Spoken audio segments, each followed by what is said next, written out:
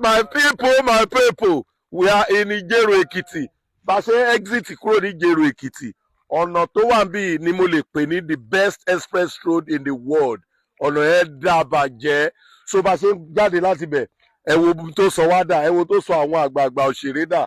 That is Ibro Sand, who I don't know, he was formerly a panel beater. That is Asper Chauvet, who is also a mechanic. I want Tom Dollar all the way from Brazil. Matiloso! Tom Dollar Matiloso! And looking at the motto, one want to sell it, I will complain not to know see. And look at Baba Ishu Matiloso! Look at him far away in Ifaki land from Ifaki going to Ado Ekiti. Emma Bawakalo. But don't forget, Hello Summary Part 1 and 2.